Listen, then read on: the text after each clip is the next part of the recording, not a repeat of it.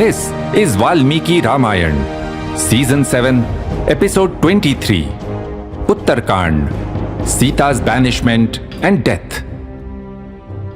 In the previous episode, we saw many instances of how the Uttarakand is inconsistent with what Valmiki has carefully described in the earlier Kands. For example, the Uttarakand shows Ravan as a weakling in his battle with Vali, which is obviously an incorrect depiction of the Rakshas king. Let us now read what the Uttarakand says about two important events in Sita's life. We will again see that Maharshi Valmiki could not have written the Uttarakand. The first event is said to have happened soon after the coronation. Life had finally settled down in a pleasant rhythm for Ram and Sita. One day, Sita told Ram that she was expecting their child. Ram's happiness knew no bounds. But that very evening, Ram heard from a friend that the people were deeply unhappy about one thing. They thought that Ram should not have got back with Sita after she had been kidnapped by Ravan. They argued that this gave their wives an open pass to stray from their marriage vows. The citizens suspected Sita because of the time she had spent in Lanka. Had she been unfaithful to Ram during that time? I thought this was only about one washerman's remarks. The story of the washerman is mentioned in some other retellings. According to the Uttarakand, this was not a one-off complaint. There was widespread discontent among the citizens because of this issue. Further, the Uttarakand tells us Ram checked with his advisors whether the friend's report was true, and they all confirmed that it was. Ram then made his decision. Buddhya nishchitya Raghavah. He called Bharat, Lakshman and Shatrughna and said, "The people are saying all sorts of things about Sita, and they are also talking ill of me for not leaving her. I know that she is not at fault. But there is nothing more important than one's reputation, one's glory. There is nothing worse than infamy. Apyaham jivitam jahiyam, yushman va purusharshabhah, apavad bhayad bhitah, kim punar janakatmajam." My brothers, to prevent people from speaking ill about me, I am willing to give up my life. I am willing to give up all of you. Then what to talk of Sita? Lakshman, please go and drop off Sita near Maharshi Valmiki's ashram. And I don't want to hear a single word from anyone challenging my command. Just do as I say. Did Ram really say these things? Valmiki's Ram could not have said this. Note the glaring contradictions between the story of Sita's banishment as told here and what we know from the earlier Kands. To begin with, remember what Valmiki had explicitly told us at the end of Uttarakand. After Ram's coronation, everyone was happy and all was well in the land. Ram was immensely popular among the citizens, and he ruled like this for many, many years. The Uttarakand's position that there was widespread discontent among the citizens after Ram's coronation is inconsistent. Next, according to the Uttarakand, Ram punished Sita even after acknowledging that she was not at fault. Could Valmiki's Ram have done such a thing? How could such a punishment be as per dharma? How could Ram, of all people, do anything that went against dharma? Remember, in the Kat-Chit conversation of Season 3, Ram had told Bharat that no innocent person should ever be punished. And if indeed there was any controversy, would Valmiki's Ram make any decision that affected Sita without speaking to her? We have seen Ram and Sita always communicated freely, sharing thoughts and debating options. In Season 2, Episode 9, Ram and Sita argued and debated whether Sita should come for the Vanvas. Later, in Season 4, Episode 2, they discussed whether they should tackle the Rakshasas while leading an ascetic life. Further, would Valmiki's Ram make such an important decision for the state without consulting his advisors? In Episode 3 of this season, remember how Ram consulted all the Vanar leaders regarding Vibhishan? And Ram had told Bharat during the Katchit questions how a king must consult his ministers before making important decisions. Further, consider this. At the end of the Agni Pravesh incident in Lanka, Ram had proclaimed, "Sita is not at fault in any way. I will never leave her. It is just not possible. Na vihatum maya shakya." We are inseparable, just as the sun's rays are inseparable from the sun itself. Now, how could Ram break his word and send Sita away? The same Ram who went into exile for 14 years to uphold his father's word. The same Ram about whom the people of all lands had said this in Season 2, Episode 1. Rama Satpurusho Loke Satya Satyaparayanaha. In this world, Ram is the very embodiment of Satya. Next, consider the reason Ram supposedly gives for sending Sita away. That the whole controversy was clouding his glory. I thought that Ram asked Sita to leave because he considered his royal duties more important than his duties towards his family.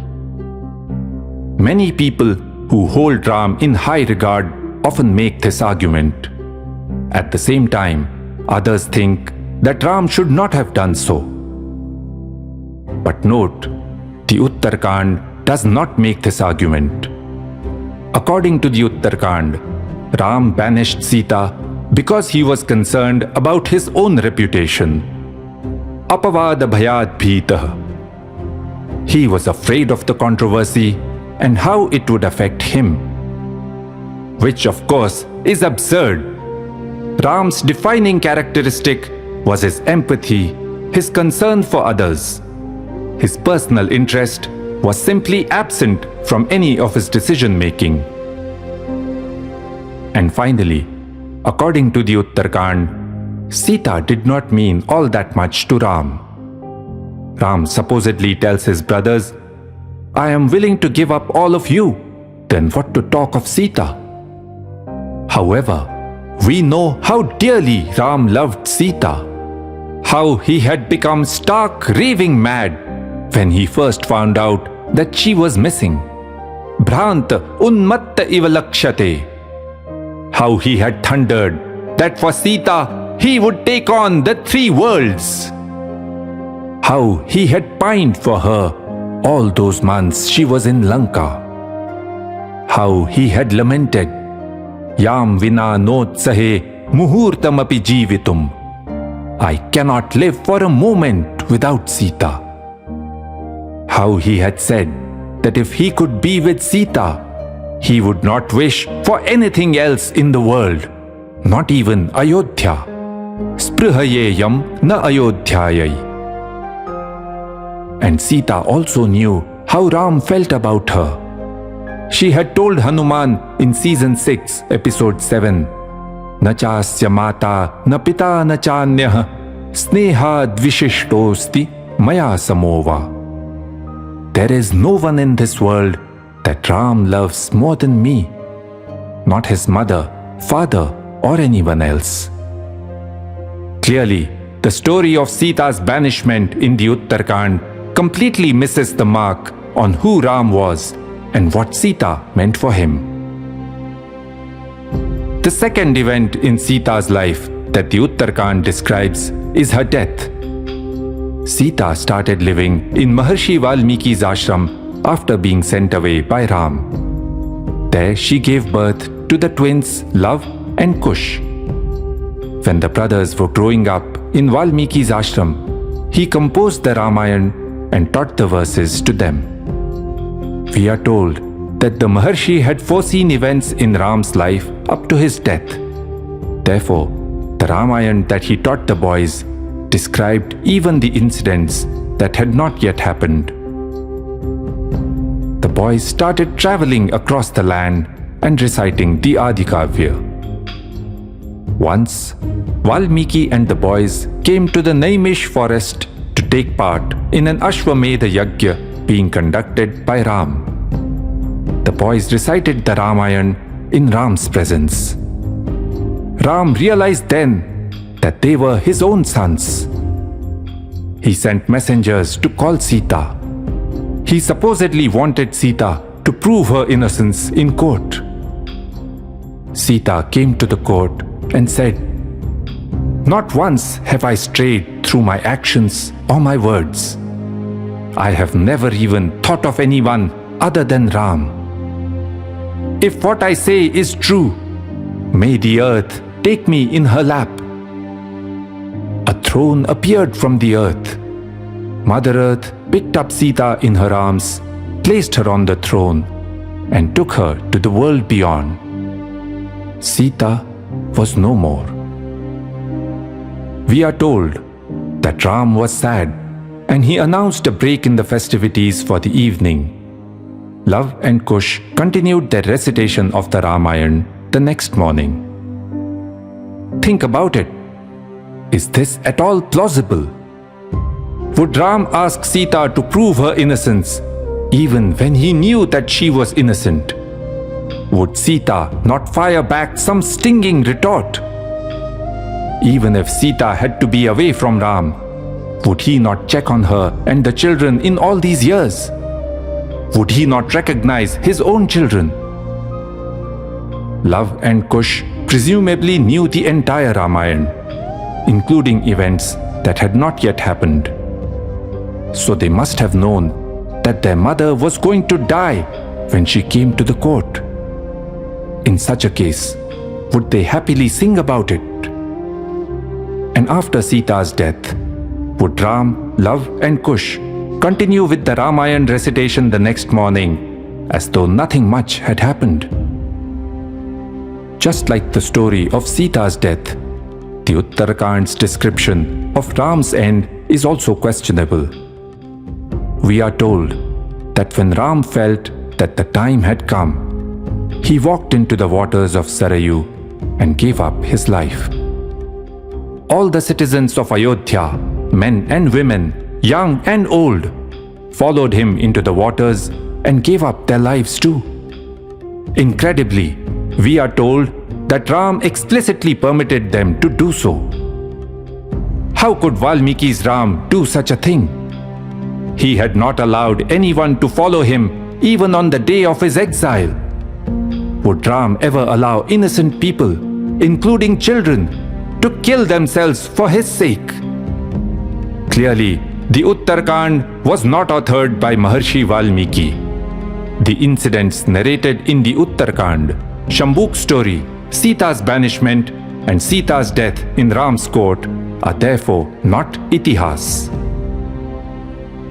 So what happened in the end? As told in the Uttarakand, Ram ruled for many years and led the empire through a glorious period of well-being and prosperity. Everyone was happy and all was well in the land. Sarvam muditamevasit. And that is the end of the Valmiki Ramayan. Srimad Valmiki Ramayanam Sampurnam. What a journey it has been. We started off in Season 1, Episode 1 with some questions about the Ramayana. Valmiki has told us the answers to those and so much more. But before we go, we must look at one last question. And that is perhaps the most important one. How is all this relevant in today's world? We shall look at this in the next episode. the 100th and the final episode of this series.